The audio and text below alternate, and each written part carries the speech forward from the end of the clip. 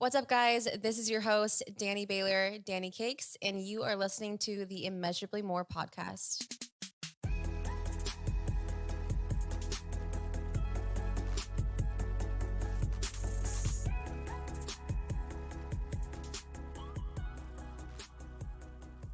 Okay, guys, welcome back. And if you missed last episode, I covered what I call spiritual warfare. So, how to really take a hold of your thoughts, how to use prayer and the word of God, AKA the Bible, to help you to fight your battles. You guys, there's a very real spiritual battle that we face daily with the enemy, and I wanted to help to equip you all. So, this is one of the most, if not the most important tools you need to know as a believer, what you're up against, and how to armor up. So, check out episode 8. This means war. So, for today, I'll be covering quite possibly what is the most vulnerable subject for me. I've literally not been dreading it. I don't want to say that. I think it's just so out of my comfort zone. But you guys, this episode's like 8 years coming. Like before I even thought of having a podcast, like I knew I would tell this story. I didn't know how I would tell it. I knew I would tell it to a group of people, particularly women, and God decided today was the day. So, this is a story I've literally only shared with a handful of people, mostly because it's so personal to me. There are parts of it that make me feel embarrassed. And if I'm being honest, I think that people might think I'm a little crazy, but God isn't always logical, and that's what makes him so cool. So, like I said, I've also known since this day happened to me that God would give me an opportunity to share it with so many people. And so I am excited to share this with you guys because obviously it's so life changing to me. And he really put on my heart a few weeks ago, and I was like, okay, are we going to talk about this on the podcast? So I've been pretty nervous to share it, knowing that this day would come and really praying about the right timing. And if I'm being honest, I don't know if I'll ever be ready to share it, but this is where we will start. So it needs to be said. And I would say that, 99% of the things that really make me the most or make me feel the most vulnerable is really what connects with you guys the most. And like, honestly, that's my heart. That's my desire. And I'm so willing to be vulnerable, to show embarrassment. And maybe I might not think it's embarrassing, but to me, it's something I guess I felt a little bit of shame for. Hopefully you'll relate and you'll feel connected. So that is the goal. But as I mentioned on the last podcast, I really felt like, I was even debating bringing this up on this next episode. And God just spoke to me. He's like, how could you let me like heal you and, give me this opportunity to have a podcast and have a voice and not be willing to share it? And so maybe that's something that someone needs to hear. I mean, what God's done in your life, you need to move forward with it, and you need to share it with other people. So I am going to share with you mine. I'm going to need to go into some detail of this story and maybe some background detail eventually because this day, like I said, completely changed my life, and I need you guys to understand how impactful it was to me. So, 2013, summer of 2013, it was the week I was moving back from Hawaii back home to California.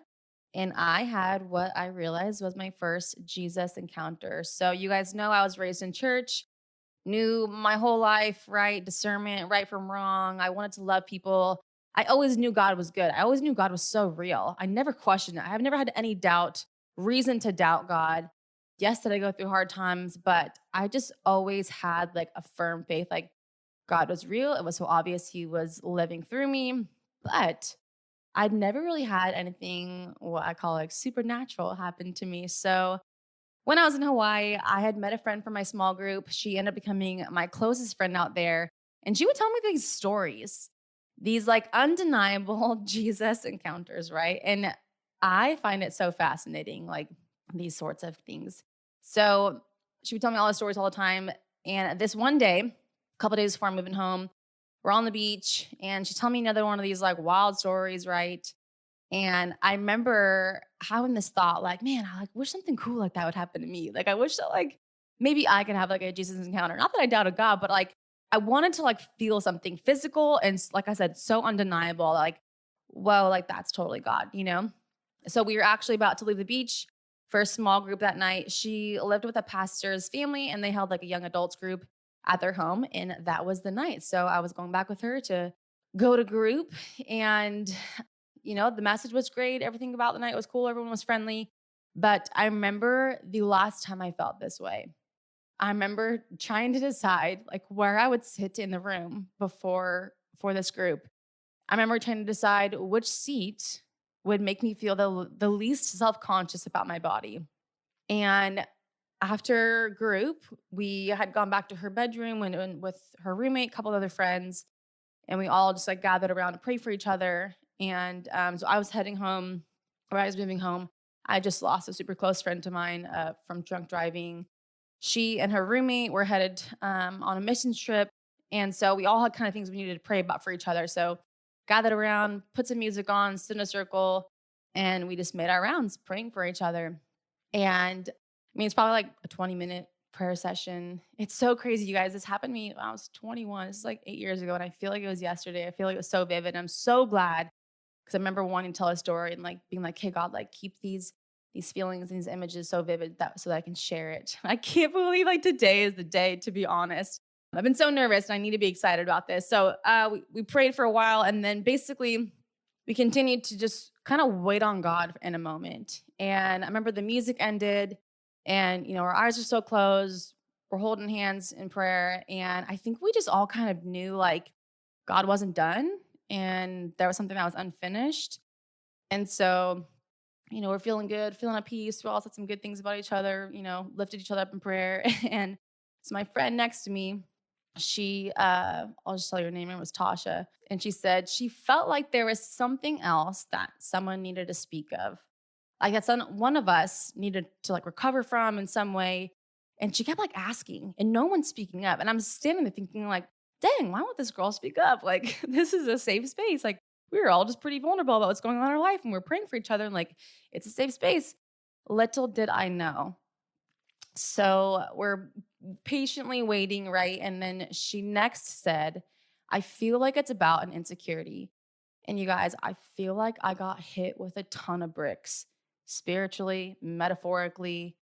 It was me. And I had this very unhealthy obsession with my self image. I convinced myself for years every girl is hard on herself, every girl picks herself apart. And in that one moment, I just knew God made it so clear to me that mine was so extreme and it was like it was suffocating me. And so immediately I faced it. I began bawling and I just knew I had to surrender to God and started praying over it. And I'm just, really mourning the hurt that I had caused myself for years and years and years and like allowing these lies in after all this time, fully acknowledging my mess and just giving it to him. And I just knew like my body totally came before God. It's like I became an idol. And again, I thought that was so normal, like we totally associate our hurts with like, that's such like a sneaky lie from the enemy. It's normal. All girls feel this way. Like it's fine to be hard on yourself. It's fine to pick yourself. Like, no, like that was so not of God. And I thought, if I could just afford a gym membership, if I could just afford to eat clean, if I could just do this, and this, and this, then I'd be lovable. Like that was this twisted lie I believed for so long. And I'm not sure where this came from. I mean, maybe it was the fact that many of the women in my family are obsessed over working out and being thin and just all the things. And maybe the fact that all my friends when I was in high school were a double zero and I was the curvier one. In my perspective, I was probably the more normal sized one. But as a teenager, you compare yourself. And, my very first boyfriend cheated on me with the one girl I thought had like the perfect figure. The fact that any guys didn't choose me for a long, long time, though, even though I knew it had to do mostly with the fact that I was abstaining from sex, right? So, but you guys, rejection always made me feel like it had something to do with the way that I looked, that my body was never good enough. What felt like a third of my lifetime, I let this obsession define my worth. And it's so, it like breaks my heart because I would never let anybody feel this way. I think even back then, even at 21 years old, if I had known that a friend was feeling this way about herself, like I wouldn't have let her, I would have talked her out of it. And it's like we totally allow things into our lives, into our minds that we wouldn't let anybody else think or feel. So we're in this moment. I'm acknowledging, right, my hurt, surrendering it to God. And one by one, these girls go around and pray over me as I'm sobbing. And for multiple reasons, if I feel like I'm acknowledging it, letting go, and kind of like, hey, I get to move on. Like this is happening.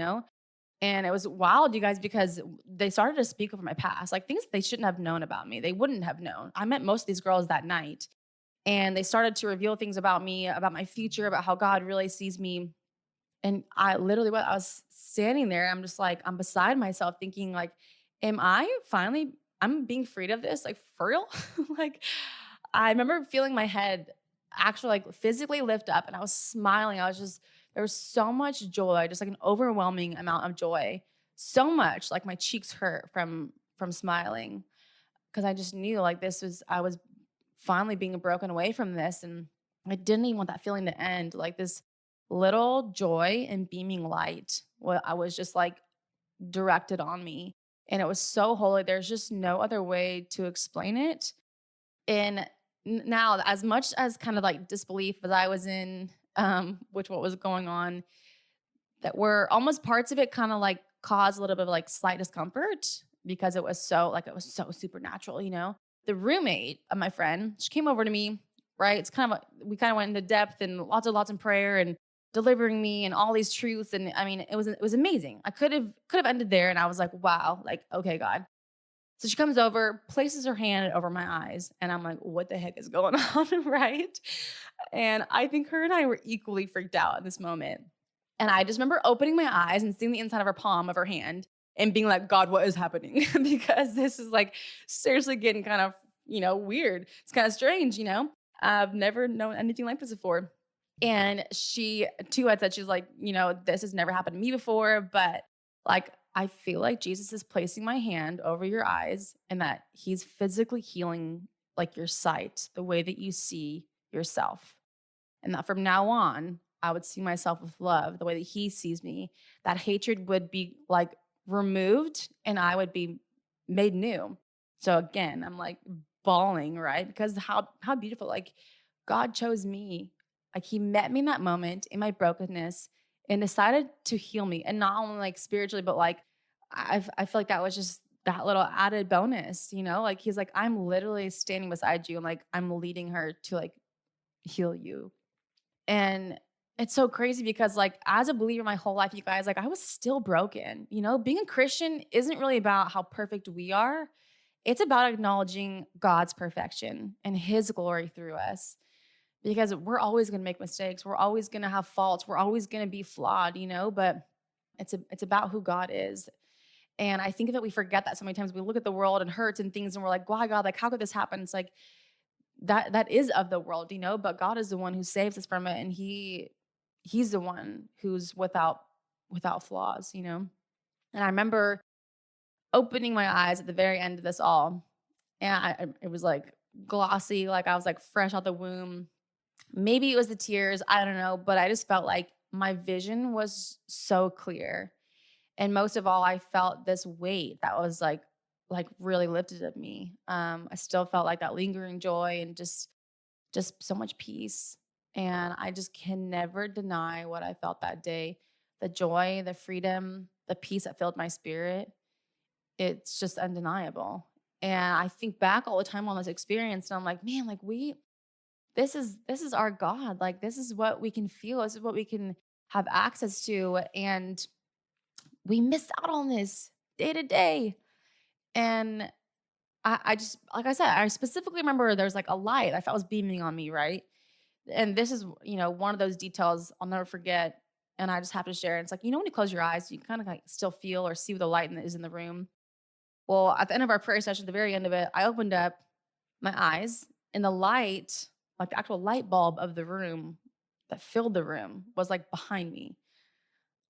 I'm like I was literally being like lit up by God, like in that moment. And it was just insane. Like this, like I said, this is the God that we serve. This is the God that we have access to. And I can't, I wish I could be back in that moment, honestly, because it's so fulfilling. And I think we remember the hurts that we experienced. We're like, dude, like we have access to that. Like we have access to peace and joy. And I really also feel like God's like, hey, this is just like a piece of, you know, like heaven on earth right now. And like how you can experience me. And I just remember like the very next day, I put on a swimsuit and I approached a mirror and I was like thinking, did this actually happen? Like I'm never gonna be the same. And I have ever since. And so crazy because I just totally feel like that was a moment that I needed to encounter at that like divine time in my life that really set me up for my future, my career and my mindset and being a leader. And gosh, my prayer life, you guys, prayer life. Living like when I talk about Hawaii, it's so special to me because of this day. Not only, I mean, this was the very end of it, but there's so much I experienced by the church I went to in that small group and really moments where I prayed for the first time over other people. Like it was just like works of the Holy Spirit. And like I said, I never experienced it before. I had grown up in church and knew good, right from wrong and all these things, but that these were my first real like, okay, Holy Spirit's working through me and like these are Jesus encounters and like I want more of it and I want to give it back and I want to share it. And so yeah, I think that so many times, we allow these hurts to define us. We tell ourselves again, it's just normal. Everyone struggles. And then before we know it, it's like it's all we think about. It consumes us. And worst of all, it separates us from God. And if you listen to the last, podcast, I talked about how that is the enemy's number one goal is to separate us from God and his peace and his truth and his promises over us. And like there's no better word than like to suffocate us and make us feel like we're alone and there's no way out. And we're just like constantly chasing something. And I allowed that. I was in denial for so long. I allowed myself to suffer through it and feel like I needed to earn it. I needed to earn something. I needed to feel like I needed to fit a mold in order to be lovable. That is not what God says about us, you guys. Like, we don't have to earn it. And it's like, I talk about this all the time on Bible study, and I want you guys to understand like a relationship with God means like you don't earn it. He's already like paid the price for you. He loves you unconditionally, right where you're at, and even in your flaws and even your mistakes, and he knows all the things that you've done, all the things you've thought, and it's like he still loves you. And I even like recently had a conversation with two of the girls at my gym. These girls I look up to and I'm in awe of, and we ran into each other in the bathroom. We had a little girl talk and came up with, the conversation about insecurities. And I would just never believe that they felt this way about themselves. Like here I am in all of them and their beauty and their strength. And they still found ways to focus on the things that they did not love about themselves. And in fact, like find ways to hide it. And I'm like, are you out of your mind? Like I would never think that way about that. And you guys, that's what the enemy does. He constantly reminds us of everything that we're not. And God will remind you of everything that you are. He knows what our weaknesses are, and he knows what makes us vulnerable, what breaks us down when we're feeling strong. So it's so important to be on your guard, right? To understand spiritual warfare, to have discernment, pray over discernment. I'm always praying that. I'm always praying, God, let me hear your voice. Let me hear your truth, because one of the most significant things my friend had told me that day, she's like, look, the enemy also knows what God did today. And he's going to try to use it against you. He's going to try to sneak back in and make you think that God didn't heal you when he did. And there have been a couple occurrences where I heard this lie in the last year. Once last summer, and then a couple weeks ago when I was telling you I was going through the spiritual warfare, right? All my breakdown before this breakthrough. And it's like both of those times, both of those seasons, I was seeking something out or God had something greater ahead. And so the enemy is like, hey, let me remind you of this stupid lie to try to like throw you off track so that you feel unworthy, that you feel like you're insignificant, that you feel like you have no power. It's what he does, you guys. And it was just before the idea to this podcast. And then most recently, as I was diving deeper into my prayer life, right, towards what God has next. And I think the most powerful thing I took away from it was like, we have a choice where we feed our energy, our focus. If your focus is on your hurts, then it will be there. I choose to focus on the deliverance of God in me. I choose to take back the power and focus on what God is doing in me, how I will move forward in faith and do what I'm called to do, which is to serve others. Take back your power. Remember that you have a choice. Our hurts don't have to define us. Keep speaking your truth over yourself and your situation. Remember that you're the one who's the threat, not your enemy. And I hope that this specific story resonates with you guys because it really has been so terrifying for me to share. It's kind of freeing now for me to talk about. But I do take pride in the fact that, God healed me and what he's done through me. And I believe if I share this with you, that you too will believe that you have access to his holy healing as well. Whatever your situation is, whatever your hurt is, or maybe your obsession, or whatever it separates you from God, he knew, right? He knew everything that I was feeling. And it's like, I don't know how we like try to hide it sometimes. It's like, I don't, I have these thoughts every single day that were consuming me.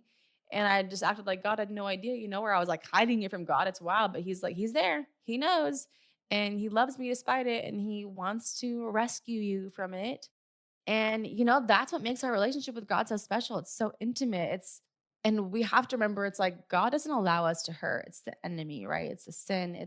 God is the one who saves us from it. And we have to own our hurts. We have to surrender it to him.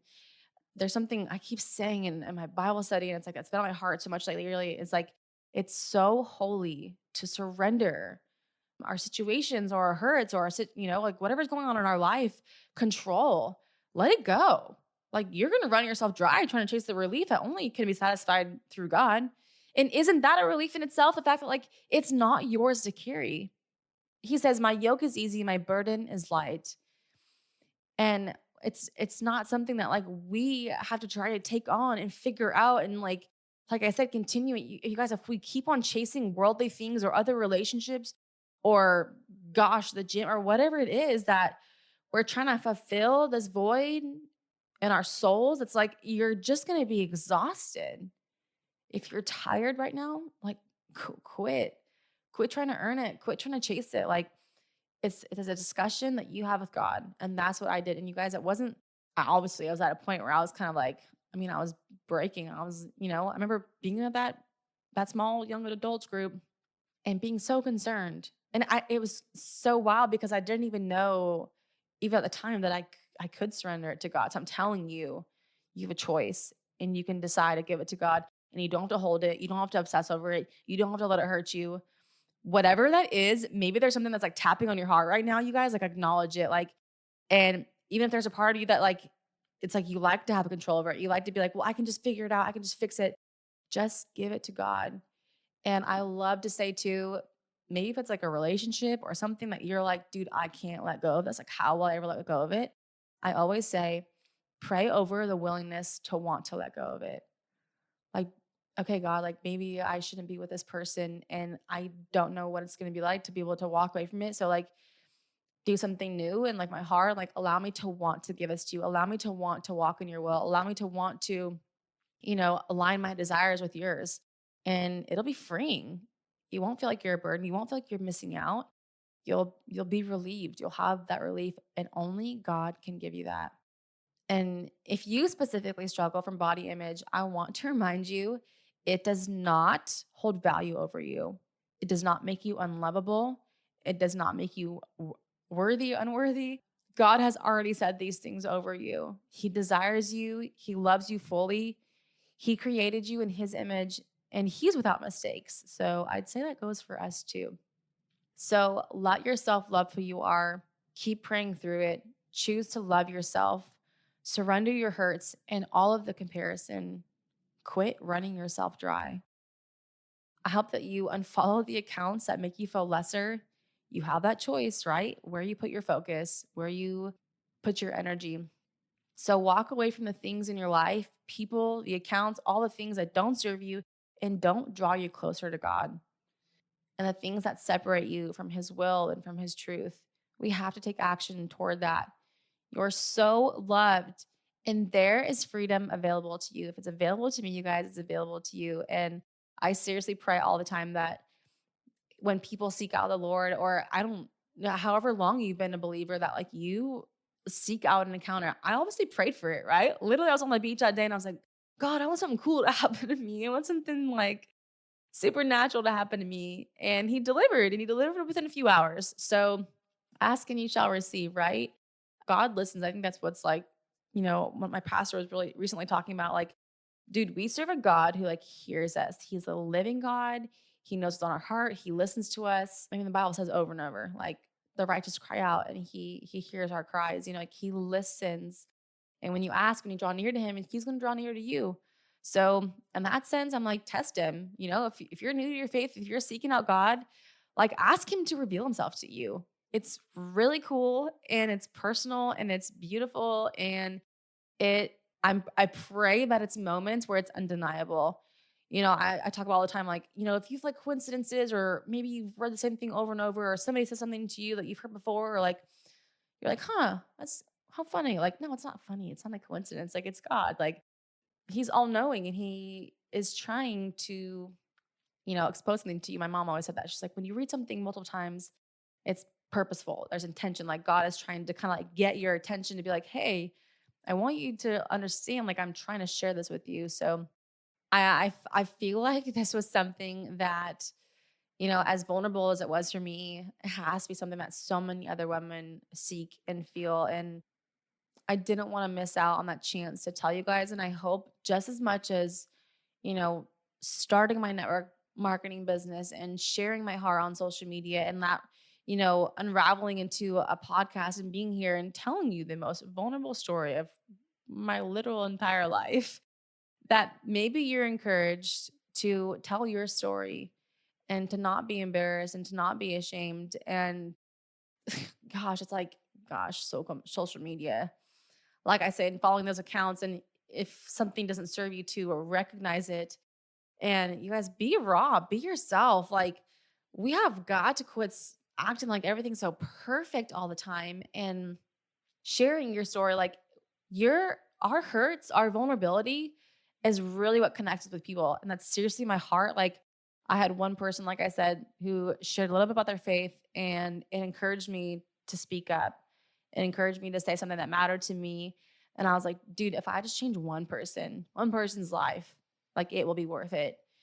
And I remember I actually kind of posted this on social media maybe a couple months ago, but my we had like a senior barbecue. So it was like a senior event. I think it was the beginning of my senior year in high school. And we wrote down this little card and it was like, right, what's your goal for the next 10 years? Where do you want to be in 10 years? And I think we like listed a couple things and that we would look back on those index cards at our 10-year reunion. And I literally remember writing down, I was like, I just want to change 10 people's lives. 10 people. And if that's it, then I think I did my job, God. Like I'll be like satisfied with that. And he probably thought like, wow, you're thinking so small. Now 10 years later, I think my 10-year reunion was about 2 years ago. But wow, like how much bigger that vision has become, because I took one step towards something and really just pursuing who I was and being raw and honest and open and vulnerable. Like your story matters and your hurt matters and there's intention behind it. And you guys, what the enemy intends for evil, God uses for good. He uses your past relationships, he uses your mistakes, he uses your hurts, he uses your insecurities to connect you with other people, to give him glory, and hopefully, not hopefully, he will bring you peace. So, while we are speaking on worthiness and vulnerability, I would love to chat with you guys next about relationships. I get this question kind of probably pretty often, and I think I've been kind of avoiding it, but here we are. We are acknowledging the things that God is calling me to talk about. So I want to chat with you how I view relationships, my personal relationships, a little bit of dating, and most importantly, what I believe is God's intention for marriage. So God put this on my heart last summer. And I remember thinking, I was like, I'll talk about it more when you deliver my husband. Like, and he's like, no, I'm going to have you share your suffering right now. And then I'm going to get the glory of the words after the promise is delivered. So that is what I have coming for you guys next. I'm super excited to share that with you, share my heart. It is something that is super near and dear to me. and I am expectant. So don't forget to rate, review, and share this with somebody that you know will be encouraged by this message and hopefully find connection. Remember, you guys can reach out to me, tell me your feedback, give me your suggestions. I love to hear from you. It really, really fuels me and always gives me new ideas.